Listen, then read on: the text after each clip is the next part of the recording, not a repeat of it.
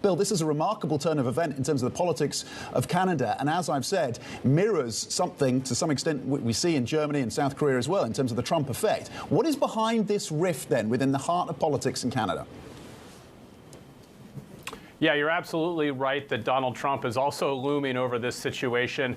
We know there's been tensions between former Finance Minister Freeland's office and Justin Trudeau. That was bubbling last week, really erupted on Monday, and a really a kind of devastating day for Trudeau's government with her resignation letter in which she accused the government of going after expensive political gimmicks to help bolster the economy ahead of the Trump presidency that begins next month. Canada, of course, bracing for the potential of 25% tariffs on their exports to the United States.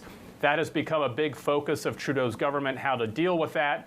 But also the government has wanted to boost its popularity a little bit. That's at the core of Freeland's accusations. They've instituted a sales tax holiday. There was talk about mailing Canadians $250 Canadian dollar checks. And this all comes after the government reported a real blowout deficit number of over 60 billion Canadian dollars in the fiscal year ended March. That was more than the 40 billion more or less that was projected or promised by the government. So a tough fiscal situation there, turning into a very difficult political situation for Justin Trudeau.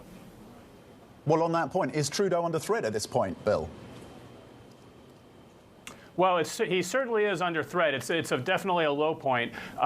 We believe the government wanted to look for elections maybe second half, late next year. This may force them to bring it forward. There's increasing calls from members of his own party that he step aside, in addition to calls from the opposition.